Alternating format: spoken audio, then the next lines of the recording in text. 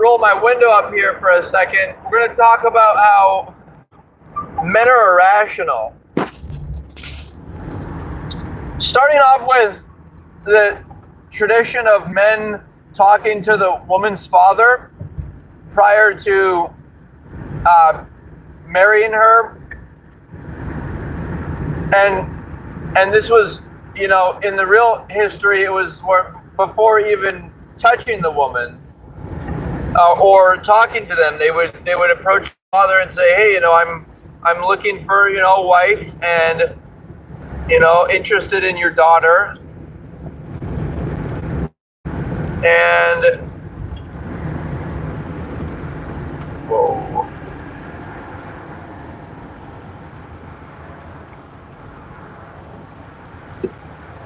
And so it would start off like that, and where people were,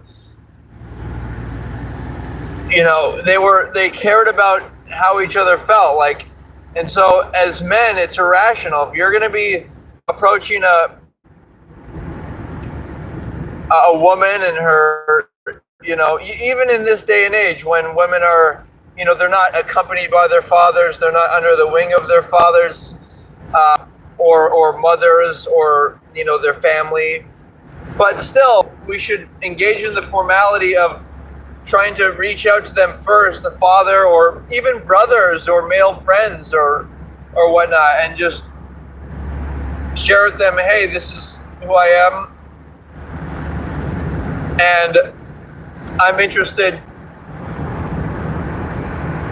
I'm looking for a wife." Really, it's got to be from a place of looking for a wife, because if it's not, then it's like you're just looking for sex, which is also irrational. And men seem to justify it by saying, "Oh, if you can quote unquote get girls, you're quote unquote successful with women," or if you can, you're doing, you're winning at life if you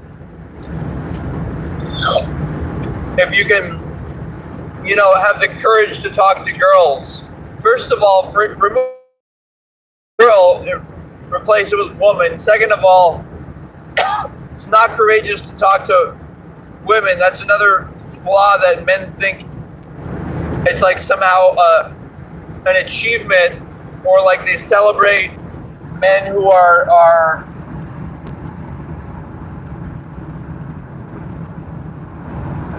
who are seducing, intimate with a lot of women.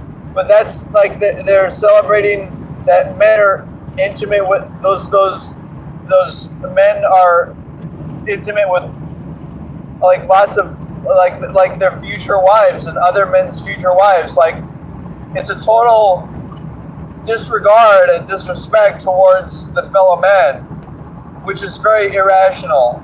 And the fact that it's already been established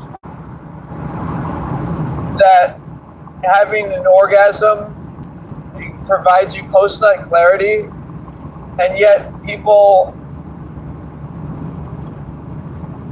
are not masturbating regularly to manage that energy so it doesn't control you, that's also irrational. So part of the challenge here is, like, I've talked on the last video about what the flaws in women's logic, and how maybe they're not as built to be rational.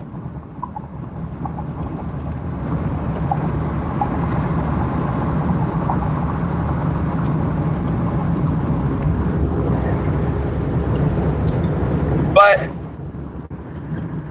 like I'm interested in being, and I was inspired by this woman YouTube channel. Her channel is Not So Erudite. Check her out. She really incorporates a lot of reason and philosophy into her analysis of society and relationship dynamics. And remember, another problem is how people use this word relationships. Like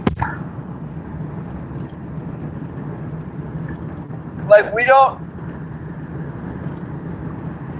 people say, oh, well, I want to have a relationship, or how to get good at all these like coaches, or like how to be good at talking to girls, how to be good at, dating and relationships, and all those words are irrational because they're like half-hearted, they're lukewarm, they don't lead to, like, what is the statistical likelihood? Like, yes, marriages, well, the most highly successful marriages are those where both couples are, religious and they're not interested in premarital intimacy. And so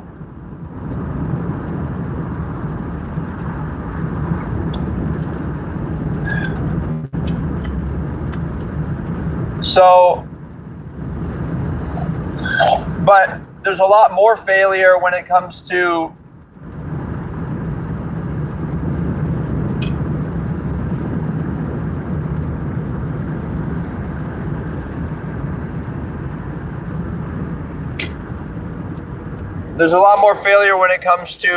quote unquote boyfriend and girlfriend. What's like, yeah, the marriage rate may not be so great, but even worse. And here's the big thing. What it really is it's people not knowing themselves. Because if you're really strong with who you are, you're not going to trade that off. You'd rather be alone than with somebody who's not your wife. And that's kind of the core aspect of my philosophy. And it's the anti-simp. It is the principled man, the man who, and often you see this in religious men, they won't marry a woman unless she's going to be in line with his religion, and unless she's, as the religious texts say, they say stuff like, the man follows God, which if you translate that means the man follows like his belief system, his values, his like higher, his soul level of understanding, and then the woman follows the man. That's pretty clear in certain religions, and it's not because women can't do work like men. It's just that women are naturally made to do carrying work and like play a supportive role. Like, women are meant to do that. They're like from a biological, like hormonal, like psychological brain makeup level.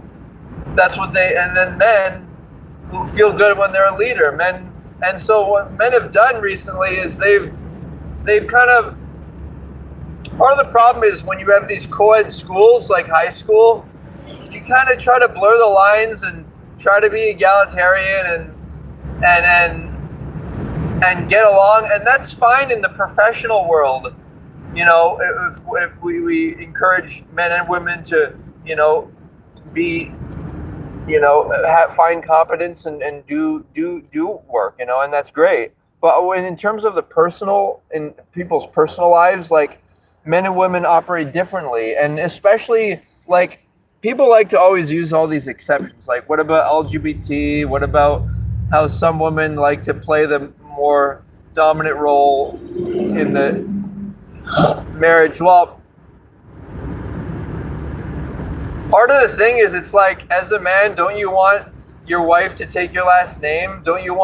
Wouldn't you feel good if she wanted to be a virgin for you, even if she wasn't? And by the way, virginity requires all men to be virgins as well, because the women can't be all virgins unless the men make an effort to that culture as well. And so that's not a sexist remark, to say, oh, the whole virgin thing, to clarify. But yeah, like, wouldn't men feel good if woman was like excited about his ideas and the way he moved in the world? Like,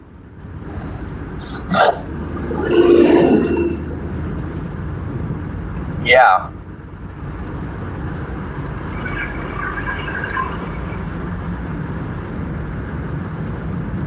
Yeah, so, and the reason men are irrational is there's this You know Maslow's hierarchy of needs? Well, that has a correlation to the chakra system. It's like, what are your basic needs? You need to activate that first. First, you take care of your basic needs: food, water, shelter. Then it gets to a point where you don't want to have an orgasm. That's the second chakra, or it's the low level of Maslow's hierarchy. And you got to activate that. Simple way to activate it is by having an orgasm with masturbation, and that allows you to, as a man, go into the higher thinking areas. You need the 1 per hour. You can get it by doing creative activities, doing musical and playful and fun stuff, and just having a sense of control over your life. And people also get power by trying to get power from other people's energies, but you really want to get it from your own, so you're not dependent on others. And then finally you can be in the heart chakra, the chakra of being able to do things unconditionally, being able to truly love someone, not need anything from them, like truly just have the discernment to choose a wife because you love that she has the same values as you. Since loving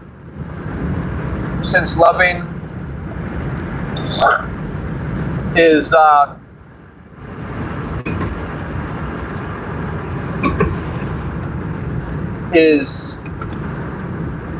the definition of love is having a shared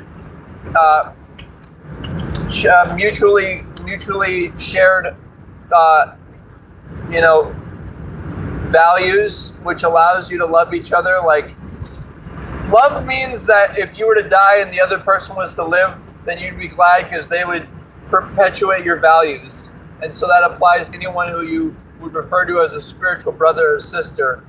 By the way, it's also rational to label anyone your personal authority, like a mother or father or anything.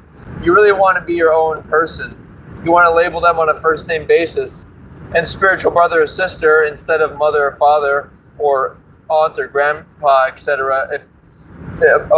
But if they're not having the same values as you, then you may want to just label them a friend, like the way you have lots of friends. Lastly, you have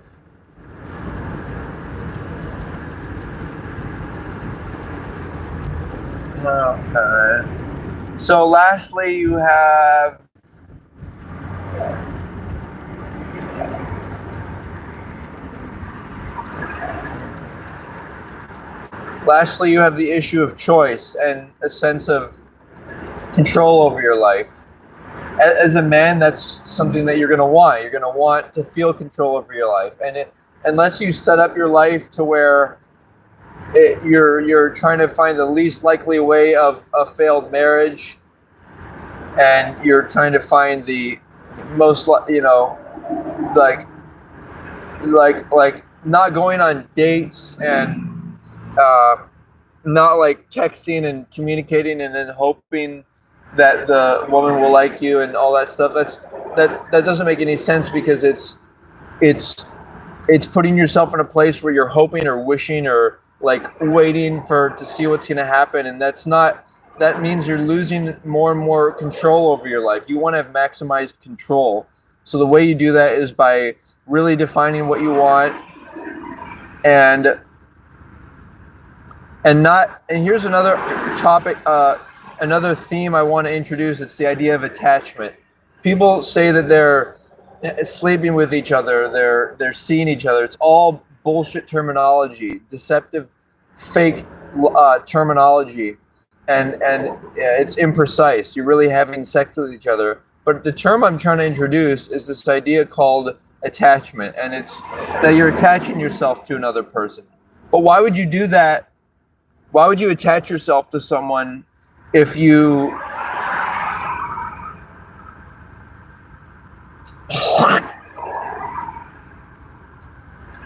Why would you attach yourself to someone if you didn't like them? You see what I'm saying? So there's a lot of layers of irrationality that people have to like work through. Part of it's a consequence of stuff like having like fluoride in your toothpaste and having an iPhone that emits a lot of radiation, and food choices and poor water that has fluoride and chlorine in it, so it damages the brain's ability to think clearly, and sugar and all that crazy stuff. Uh, but yeah, essentially,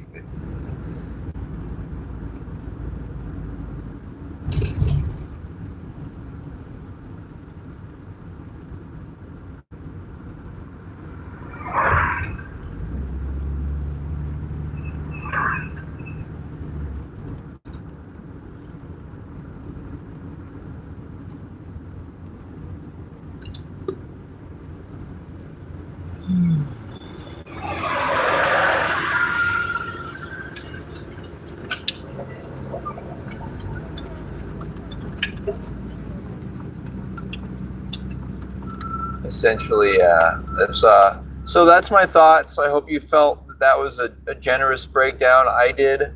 I put a lot on the table there, and looking forward to both men and women embracing the rationality and logic of wanting control over their life, wanting to know what they want, and then being intentional about and precise and efficient about selecting the right person.